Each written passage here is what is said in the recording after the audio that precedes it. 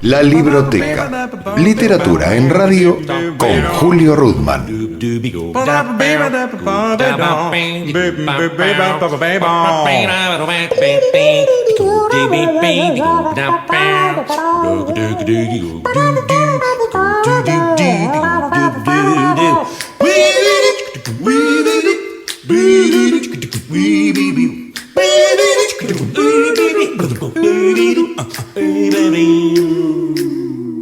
Bien, la Libroteca en Buenos Aires es una manera de decir. Mario Ávila, el productor, y quien les habla, Julio Rudman, en Buenos Aires, revoloteando alrededor de la Feria del Libro. Hace unos días participamos de la presentación de Lo que dicen cuando callan, este tríptico en uno de los cuentos de Alejandra Laurencich, publicados por Alfaguara, y ahora tenemos a la autora mano a mano, cara a cara.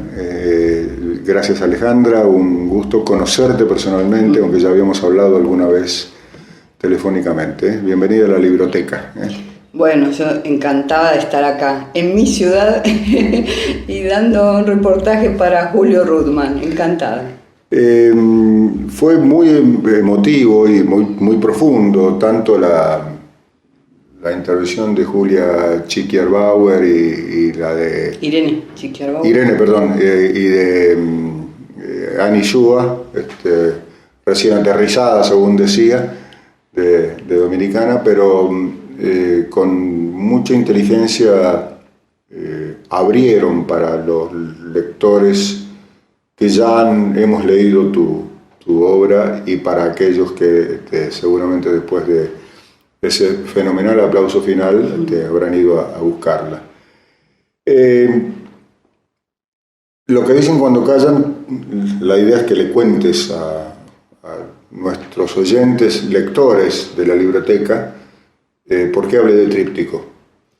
Bueno, porque es un libro que en uno tiene 3 libros. Sería el primero que salió publicado, mi primer libro de cuentos, Coronadas de Gloria, después Historias de Mujeres Oscuras, y los cuentos nuevos que forman un libro inédito, ahora ya no, Lo que dicen cuando callan, que es el que le da el título a los 3, digamos, en esta presentación de 3 libros. ¿El título podría ser reversible? ¿Lo que callan cuando dicen? Lo que callan cuando dicen. Podría ser, ¿no? Lo que callan cuando dicen. Y sí, a veces dicen cosas que guardan secretos o esconden verdades, ¿no? Puede ser. Pensaba, porque los personajes de tus cuentos son mujeres cotidianas. No hay ni psicópatas, ni asesinas, ni perversas. Son mujeres, y me parece que eso es un valor especial, no solamente por tu elección, sino porque, y aquí viene la pregunta, si el hecho de que tus personajes sean mujeres cotidianas te ha hecho más, iba a decir, no, la palabra no es engorroso, pero más difícil el camino para llegar a ellas. No creo que sea más difícil, porque, mira, el proceso de mis cuentos es así. Yo tengo un conflicto o siento algún temor o alguna preocupación, algún terror a veces, veo alguna situación injusta, entonces digo, esto lo tengo que contar, y lo tengo que contar, entonces busco como el escenario, dónde montar ese conflicto, y lo ubico en general en alguna mujer que ande rondando o que se adecue a esta necesidad, ¿no? De contar eso, de que le pase eso. Así que no tengo más que mirar alrededor o mirarme a mí misma, y es bastante fácil. En cambio, si tuviera que armar un personaje, quizá que no saliera del conflicto, tendría que tener más cuidado en un montón de cosas. Así es lo que le sucede, lo que pasa en los cuentos en general, que es el conflicto el que manda, ¿no? Entonces aparecen las mujeres cotidianas porque los conflictos son en general, no son dramáticos, no son dramas, son sí dramas existenciales, a lo mejor son pequeñísimos momentos de ruptura total, ¿no? De una, ¿cómo se dice esto? Cuando ya la vida no vuelve a ser la misma a partir de ese momento, ¿no? Que lo irreversible, ¿no? Exactamente, lo irreversible. Son momentos irreversibles, como pivote. De aquí ya no se sale igual. Y en general, como dijo Annie Yu en la presentación, esto se puede dar en una cocina, se puede dar en un colectivo, claro, en un taxi, sí. En la sala de una clínica, ¿no? Hay, qué sé yo, cuentos que están me acuerdo de cuando llega el hijo de Brasil en una estación de micros, se dan por la calle también, porque son internos, son cosas que suceden internamente, no un choque o un estallido no son ese tipo de dramas. Sí, en general no hay sangre, no hay drama. No. Es buena definición.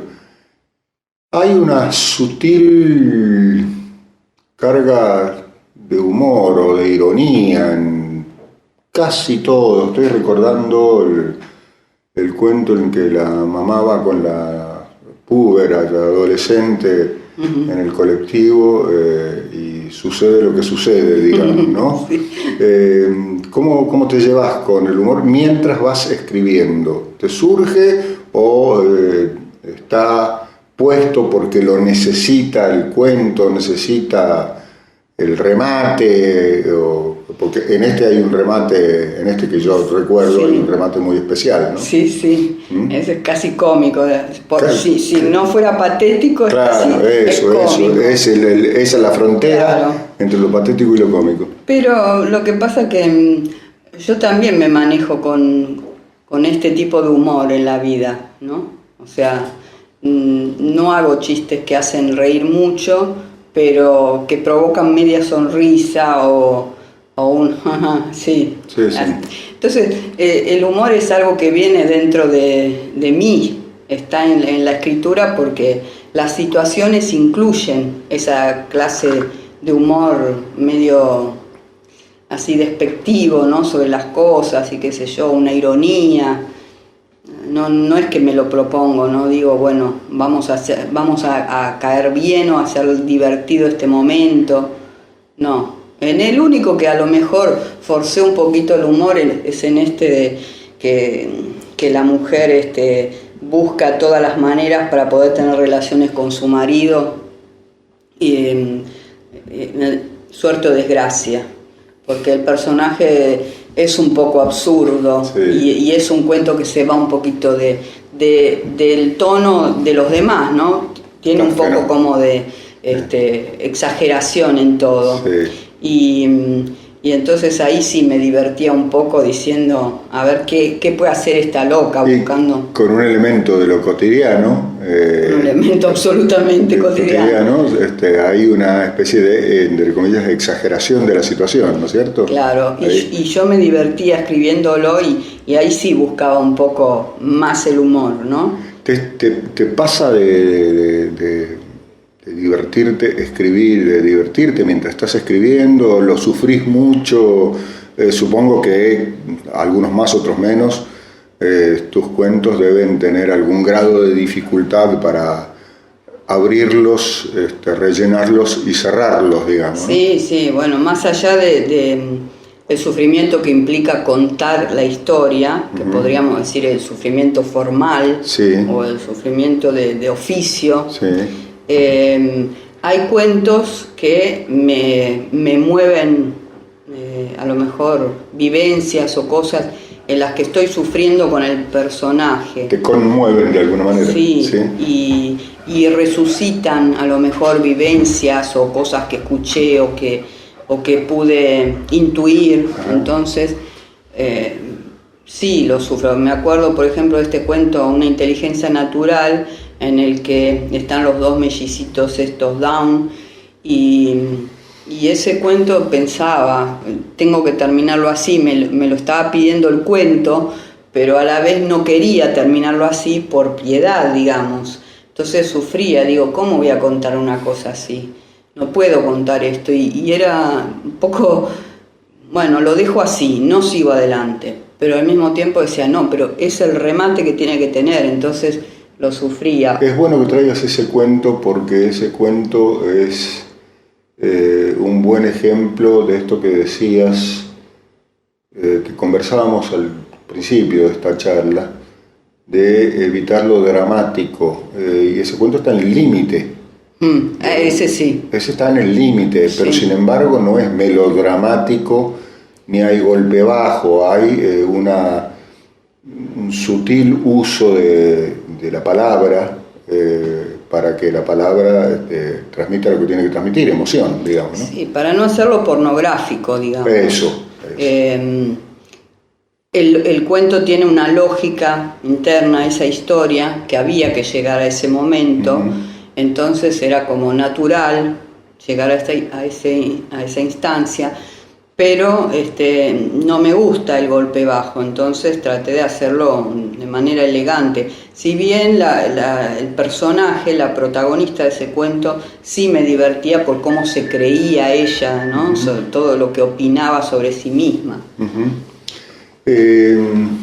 ¿Cómo lo charlamos? Creo que cuando en la biblioteca presentamos Coronadas de Gloria, pero ¿cómo fue tu formación literaria? ¿O cómo es tu formación? Porque me parece que nadie termina de formarse. Nadie termina, ¿no? Aprendes constantemente. Ahora mismo estoy leyendo un libro maravilloso de este holandés que vino ahora a la feria, Koch. Nottebohm. ¿Eh? Sí, No. Koch, que escribió La Cena. Sí. Bueno, un librazo, una historia fabulosa, pero además está contado de tal manera que observo las situaciones y digo, a ver, miro para atrás otra vez, vuelvo atrás y digo, esto hizo, que es impresionante como la forma en que llega a descubrir ese padre a través de una pantalla de celular o de una computadora. Y yo estudio eso porque digo, esto me va a servir. No es que lo aplico inmediatamente en algo, pero trato de absorber esa forma. Entonces sí, uno está en permanente aprendizaje. Pero bueno, así, haciéndolo un poquito sintético, todo el proceso de cómo llegué a la escritura. Bueno, yo te digo que desde que era muy chiquita me recuerdo escribiendo, siempre como tratando de sacarme de encima los problemas o para ponerme en eje, en volver al eje. Cualquier situación, ya sea alegre o muy triste, me desestabilizaba cuando era chiquita. Entonces necesitaba como volcar eso en un papel para volver a ser yo misma, para volver a estar en armonía con la vida. Y cuando hacía esas descargas, ese tipo de texto catarsis, ¿no? Que escribía 2 o 3 cositas a veces en papelito por ahí, después ya me sentía aliviada, me sentía bien. Y eso lo hice mucho tiempo. Después empecé como a escribir pequeñas historitas así de personajes. Y a los 12 años me acuerdo que escribí un cuento, se me ocurrió porque no sé quién me dijo que mira el sol, cómo se está poniendo el sol. En una de las ventanas de mi casa se veía un crepúsculo impresionante. Yo dije, en la terraza, que era 2 pisos más arriba, se debe ver mejor. Y empecé a correr hacia la terraza y mientras iba corriendo por la escalera pensé, si me caigo y me tropiezo acá y me quiebro una pierna, van a decir, pero qué tonta por ver el sol. Y ahí enseguida se me ocurrió la historia de un tipo que por ver al sol pierde la vida. Entonces hice todo un escenario de militares y qué sé yo, el policía que salen a buscarlo y él está escondido en una cueva. Y fue como la primera ficción que yo recuerdo, armar un personaje, ponerle una historia y contarlo. ¿Qué edad? 12 años.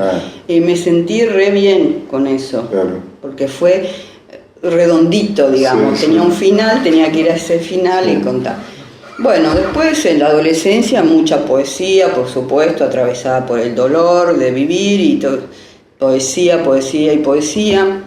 Y después de tener a mi primera hija empecé con la primera novela y ahí ya dije, bueno, esto es lo que quiero hacer, porque mientras tanto yo estudiaba Bellas Artes, me recibí, hice cine y siempre buscando esa plenitud, ¿no?, en el hacer. Todo el arte me gustaba, pero me daba cuenta que cuando terminaba una obra quedaba como, pero no puede ser esto la totalidad, tiene que haber algo más. ¿Cómo puede ser que no sienta esa plenitud? En cambio, cuando empecé a escribir narrativa, dije, esto es lo que yo quiero hacer.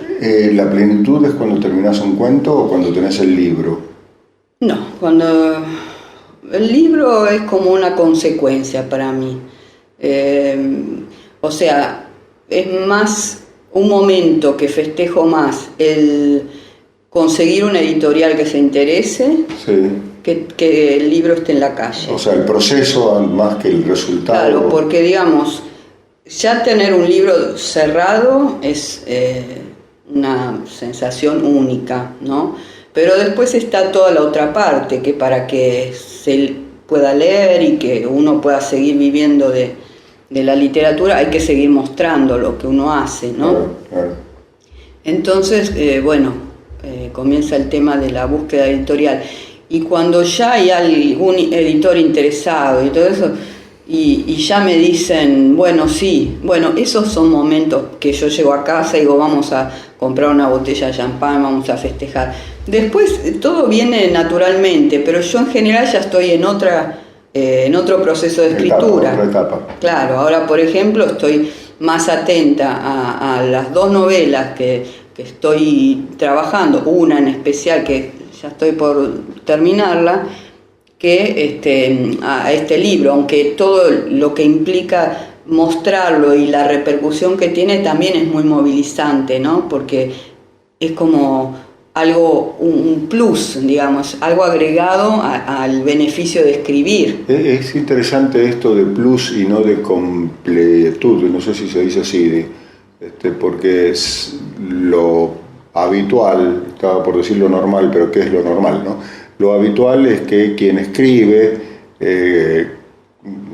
comunica o intenta comunicar, y la comunicación se completa cuando el otro interviene. Yo soy bastante ¿sí? egoísta en ese sentido, Sí, porque para mí la completud viene cuando digo esto está muy bueno. Ya está listo. Esto está muy bueno. Sí. Después, si consigue editor o no consigue editor, bueno, ya es otra tarea. Ajá. Y a veces digo, bueno, en algún momento conseguirá, porque también me pasó de estar con un libro por ahí 2 o 3 años, yo digo, bueno, pero eso está muy bueno, no sé, si no lo ven los demás. ¿Cómo no lo ven? Claro, pero a mí me hace sentir bien haberlo escrito y en general cuando termino algo ya estoy pensando en lo siguiente, entonces estoy con el foco puesto en eso. Toda esta tarea de relación con editoriales, de firma de contratos, todo esto para mí es el plus. No es no completa. Lo que completa. Claro, sí. No, es como un bonus track, como algo que te dan más allá del premio, Sí, y sí. además de ganarte la grande, Sí. te damos esta mansión Sí, donde sí. están todos los lectores y toda la gente que te dice que es lindo y todo eso que es maravilloso, pero lo otro ya es un premio, tener un libro terminado. ¿Tu primer libro publicado fue Coronadas de Gloria? Sí. Coronadas de Entonces, la pregunta es, entre aquella niña o casi niña que iba en búsqueda del crepúsculo del sol y Coronadas de Gloria, ¿hubo consejos, maestros, Sí. maestras? Sí, porque, bueno, veníamos en el proceso de adolescencia Sí. y después la novela. Sí. Esa novela llegó a tener como, yo no me acuerdo si eran 800 o 1000 páginas. ¿Esa Vete de mí es? No, no. Una que se llama Días sin gris. Ajá. Y que fue mi primera novela. Cuando yo terminé esa novela no tenía ni la menor idea nadie en mi familia escribía, no tenía amigos escritores, yo venía de un círculo de la plástica, de bellas artes, mis hermanos arquitectos, nada que ver. Entonces una amiga mía estaba casada con uno de los primos de Ana María Ayúa y me dice, si querés, le escribo a ella diciéndole si aceptaría leerla. Entonces, bueno, llevé la novela, ella aceptó, Ana María Ayúa, tuve un encuentro con ella, maravilloso, aceptó leerla y entonces a la semana me llamó para decirme, es muy bueno lo tuyo, muy bueno, había empezado por el final. Ajá. Había empezado por las 80 páginas finales, que fue una cosa que primero le entregué, porque encima eso, los manuscritos que se entregaban en hojas, bueno, esto es lo último y así, bueno, no es como ahora que le das un disquete a alguien. Sí, sí. Y ya ese llamado que me dijo que era muy bueno, que tenía una potencia, bueno, ya me dejó muy contenta, pero al tiempo me llamó para decirme que tenía 2 cartas de recomendación para mí, una para Editorial Planeta y otra para Javier Vergara. Y ahí fui con mi novela, Las cartitas de Ana María Ayúa, y en Planeta estaba Paula Pérez Alonso y Juan Forn en Biblioteca del Sur. Y empezó todo un proceso de la novela, Paula la quería publicar, Juan decía que le faltaba fuerza, se la dieron al lector, bueno, pasó como un año. Mientras tanto, Ana María Ayúa me había dicho, vos tenés que hacer taller, hacé taller con alguien porque tenés muchas posibilidades, pero hay errores básicos en lo tuyo. Y bueno, entonces me dio 2 o 3 nombres y entre ellos estaba Liliana Hecker. La llamé a Liliana y empecé a hacer taller con ella. Y mientras hacía la nueva novela, que ahí empecé en el taller una nueva novela, iban apareciendo los cuentos. Uh-huh. Así que... O sea que es Liliana Hecker, la querida. La maestra. La maestra, querida De Liliana. oficio, sí.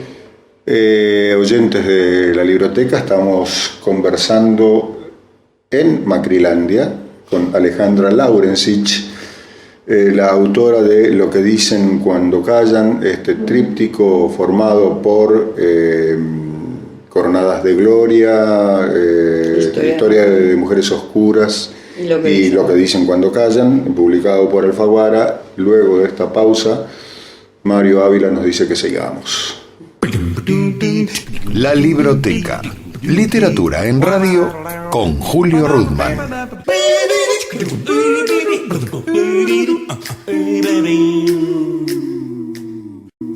Aquí estamos, seguimos.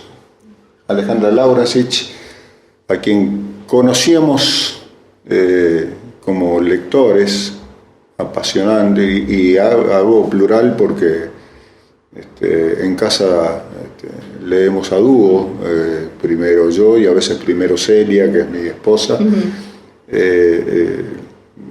Coronadas de Gloria, un libro que me llevé alguna vez a un café mientras Celia jugaba con nuestro nieto mayor, y después muy entusiasmado yo con esa mujer que iba a pagar la boleta de gas y que no le importó. No lo digo así, no lo voy a contar. Justicia en ese momento, justicia. Sí. Hace un tiempo te embarcaste en un proyecto interesantísimo con antecedentes muy potentes en la historia cultural argentina, que es dirigir una revista de literatura. Uh-huh. Contanos qué tan federal se puede convertir, en qué tan federal se puede convertir la balandra que esta es el proyecto. Bueno, eso fue así una cosa que vino inesperadamente, un ofrecimiento, alguien que me dijo, mira, tengo un capital, me gustaría financiar una revista literaria que dirigieras vos, la que a vos se te ocurre, y qué sé yo, bueno.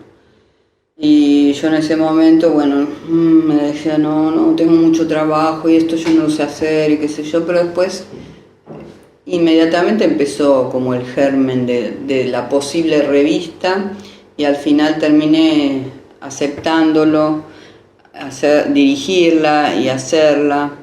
Y la revista tuvo tanta, pero tanta repercusión que se convirtió ahora en algo muy, un pilar, ¿no? de las cosas que hago, porque más allá de toda la escritura que sigo sosteniendo y que es lo que más me gusta, está La Balandra que, no sé, para mí es como algo que te trae beneficios sin haberlo esperado de ninguna forma, ¿no? Porque yo pensé que iba a ser una revista que circulara así muy levemente entre algunos círculos literarios y se transformó en algo mucho más masivo, a pesar de que, bueno, no es que la conoce todo, no es la revista Caras, pero... Por suerte. Pero mucha gente me conoce más por La Balandra que por mis libros, porque inmediatamente prendió en los círculos de escritores principiantes, talleres, e incluso entre los escritores muy consagrados, en los muy buenos escritores, la han reconocido como una... Por ejemplo, Mempo Giardinelli me dijo, bueno, que es la continuación de Puro Cuento. ¡Wow! ¡Qué piropo! Y lo dijo no en privado, sino en el foro, ante no sé cuántos miles de personas que estaban ahí reunidas. Dijo, ¿En Resistencia? En Resistencia, el año pasado. Me presentó a Galeano diciendo es la directora de una de las mejores revistas literarias de los últimos tiempos y cosas así. Entonces es la gente la que le dio el carácter de cosa importante. Yo no pensé que fuera nunca a transformarse en algo así. Y bueno, estoy contenta por eso, pero también es un trabajo de locos y bueno. ¿Por qué número va? Ahora estamos preparando el 6º, que no sé cuándo va a salir, porque con esto de la feria hay muchas notas pedidas, pero está todo un poco atrasado. Postergado, sí. Vos sos la directora, pero obviamente debe ser un trabajo colectivo, o por lo menos de equipo, ¿no? Sí, estamos, bueno, digamos, yo la armo como si fuera un cuento, va esto acá, va esto allá, todas las notas. Diagramas el contenido. Claro, por ejemplo, bueno, la pregunta es tal, el debate, vamos a llamar a tal y tal, a veces lo discutimos también con Azucena Galettini, a quien meter o no, pero básicamente yo tengo como un armado previo, así como se diseña un cuento, ¿no? Digo, y en el lector iría tal, y en instituciones tal, y hacemos cómo empecé con tal y tal persona. Y después nos ponemos a trabajar, a pedir las notas y todo eso. Y después pasa a diseño. Sí. Tenemos, lo que pasa, muy buenos colaboradores. Por ejemplo, en cada número encargamos notas, no sé, a Ángel Berlanga, a Silvina Friera, a Ivana Romero, a gente muy prestigiosa. Y a los mismos autores que colaboran, por ejemplo, en el debate, que son 10 testimonios, 11 a veces. Y bueno, eso se queda ya bien con el aporte de cada uno de ellos. Después lo que hacemos Azucena y yo es armar los copetes, las introducciones. La sintonía fina. Claro, todo ese tipo de marco para cada nota, ¿no? Y bueno, y revisarle y buscar a los nuevos narradores, que hacemos una selección intensa, pero tenemos una selección previa de un equipo que recibe todo lo que llega a La Balandra, lo lee y nos hace una selección. Así que bueno, está Maumi González en la difusión, que es muy importante, Federico Bustos en toda la parte de librería, que es divino, y son todos escritores, porque todos ellos escriben y muy bien. No me quiero olvidar de nada, Willy Weiss como diseñador, que es una bestia, un genio, Rocío Pedrosa con la fotografía. Que es tu hija. Que es mi hija, Sí. yo no lo digo nunca para Sí, sí, sí. no me relacione, pero sí. No, sí, ¿qué tiene que ver? Si es buena fotógrafa, Es tiene buena fotógrafa. Sí, no tiene la culpa de ser tu hija. No, Sí, por en ese eso caso. mismo, En ese por caso. eso mismo, no, Por eso, no lo comento. Digamos, pero hay que comentarlo porque si es buena fotógrafa, Es buena si no sería fotógrafa. discriminatorio. Claro, no.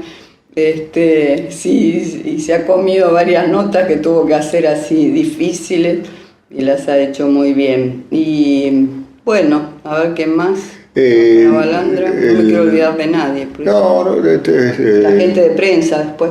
El tema uno de los grandes temas, me parece, que creo que incluso ustedes ya han debatido en algún número, y en todo caso, si no es así, corregime y queda, si no es así, está la propuesta, sí. Es precisamente para los muy buenos talentos nuevos o incipientes que tiene la literatura argentina, porque como ante tanta producción hay de todo, hay bueno, hay malo, hay mucho de marketing, es el tema de la difusión o divulgación. Este es uno de los grandes temas para que alguna vez fulanito de tal pueda llegar a Alfaguara como Alejandra Laurencich o no sé, o a Planeta o a Sudamericana, digamos, ¿no? Claro, nosotros hacemos como el nexo, digamos, publicamos a los autores nuevos que nos parece que tienen excelencia literaria o un altísimo nivel literario. Publicamos a los autores extranjeros que en su país son gente muy valiosa y acá todavía no llegaron. Sí. Y está abierto como para que los editores digan, y me interesa, o incluso el mismo autor diga, bueno, la Balandra me publicó un cuento, sí. Que eso empieza a dar chapa, porque me doy cuenta que aparece en los currículums, ¿no? La Balandra, entonces digo, bueno, es un trabajo que realmente vale la pena, porque no lo ponemos a cualquiera o ponemos a los amigos, sino que nos tomamos realmente un trabajo de elegir cosas valiosas y textos muy valiosos y además que tenga compromiso el autor, no que haya escrito un solo cuento muy bueno, sino pedimos de 3 a 5 cuentos en los que haya ya una mirada particular sobre el mundo, que uno pueda ver, aunque sea incipiente, pero una apuesta. Que es trabajo, no una cuestión. No casualidad. Claro, no casualidad. Y bueno, y lleva un proceso larguísimo, que es como por ejemplo, de ir a una editorial, o sea, ya desde ahí lo vamos preparando para lo que se van a enfrentar. Claro. No le doramos la píldora. En ese caso, y le pregunto a alguien que está inmersa en el mundo literario, ¿te gusta lo que se está escribiendo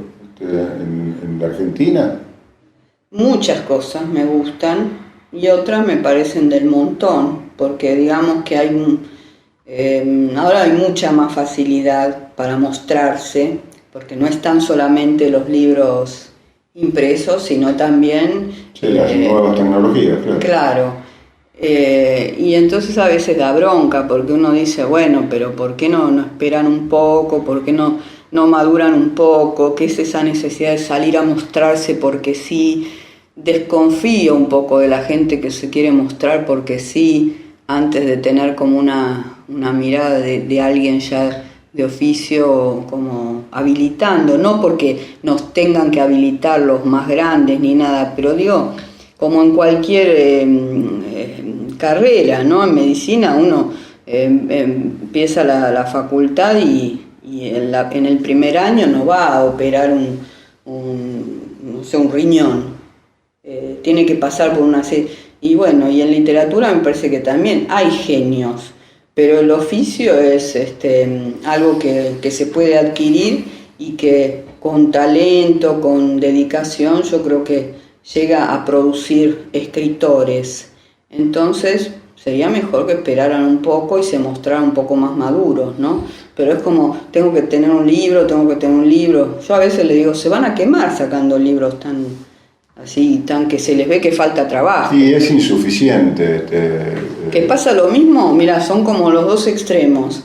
Con los grandes autores, sí, que vos decís, empiezan a decaer, porque como tienen que sacar libros por la presión editorial o de marketing, sí, claro, firman un contrato de un libro por año y vos decís la declinación de ese autor, ¿no? Sí. Los primeros libros maravillosos, y cuando te encontrás con los últimos, y esto le falta 2 años de trabajo, sí. 6 meses de trabajo seguro, sí. Y te das cuenta de eso. Entonces son como los dos extremos. Sí, me daba la sensación, mientras te escuchaba, de cuánto interviene el mercado, el maldito pero necesario mercado, digamos, en la construcción de una literatura epocal, digamos, ¿no? Es decir, cómo se recordará el principio, grandes periodos, el principio del siglo XXI, la literatura argentina de principios del siglo XXI, y en todo caso, si esa literatura, que seguramente no formará un corpus, no hay un grupo Boedo, un grupo Martín Fierro, ni siquiera un grupo Proa, digamos, en ese sentido, forma parte de una manera de hacer arte que comprenda lo latinoamericano. Si tiene correlato lo que está pasando en el mundo de las praxis y de las ideas políticas en Latinoamérica con lo literario, según tu visión. A mí me parece que en todas las épocas ocurrió esto, porque si nos ponemos a pensar, por ejemplo, no solamente escritores, sino artistas plásticos, en su época por ahí no eran los más conocidos, y sin embargo, pensemos en el caso clásico de Salieri y Mozart, ¿no? Sí. Salieri era el que tenía la bacatada, digamos, en ese momento. Sí. Y sin embargo, el que trascendió fue Mozart. Entonces, a mí me parece que en todas las épocas hay modas y hay mercado que, digamos, puede confundir a los contemporáneos. Pero con el paso del tiempo, yo creo que hay que el arte termina emergiendo y quedando como solo, separado de lo otro, que fue hojarasca, que fue moda, que fue comercio, que fue conveniencia literaria, ¿no? Entonces a mí me parece que en todas las épocas pasa esto. Claro, nosotros lo sufrimos ahora, pero como movimiento me parece que esto que surgió en los últimos años es valioso porque pone a la gente a discutir de literatura, a armar grupos. Yo veo muchos grupos de jóvenes que digo, qué envidia me dan, porque cuando yo empecé estábamos solos, estábamos absolutamente separados, no tenías ese, y ahora se reúnen y hacen cafés y charlas.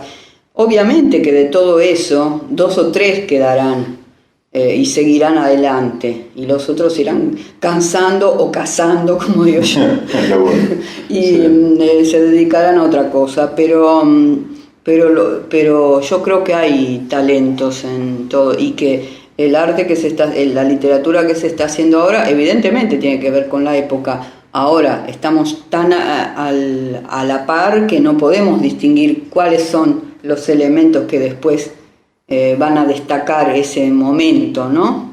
Cuando hace 17 años, casi 18, yo comenzaba esta tarea que para mí sigue siendo fascinante, de hablar con autoras y autores una vez por semana, para que oyentes y lectores, para acercarles a los oyentes y lectores el lado, si vos querés, humano, pero también estético del charlista o de la charlista. Preguntaba, y lo fui abandonando, y hoy con vos lo recupero.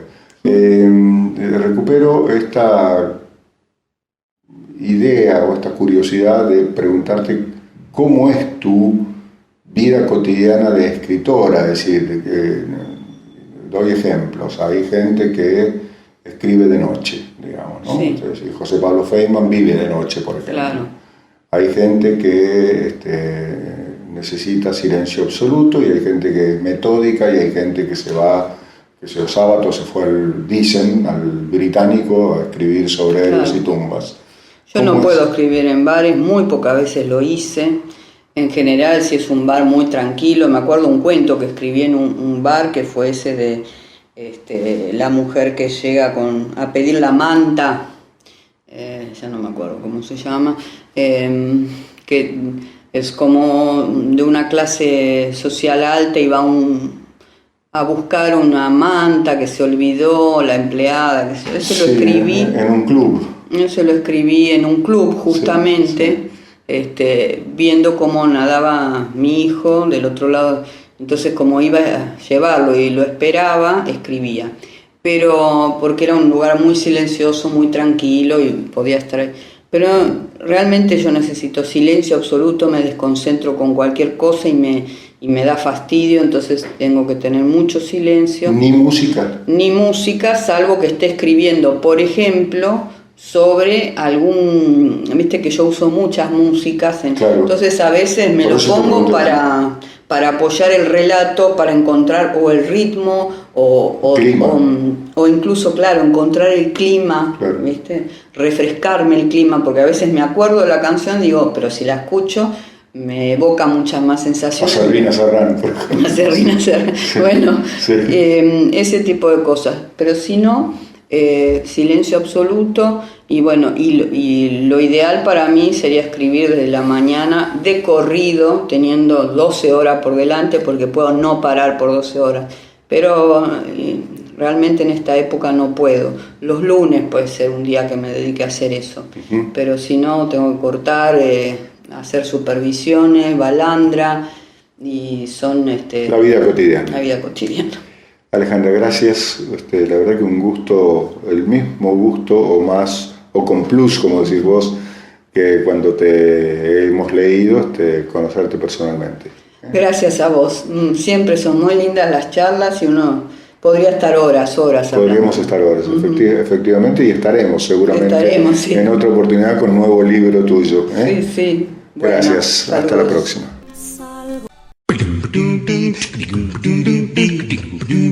Cerramos por ahora la libroteca. Pone el señalador en la radio pública y nos reencontramos en el próximo capítulo.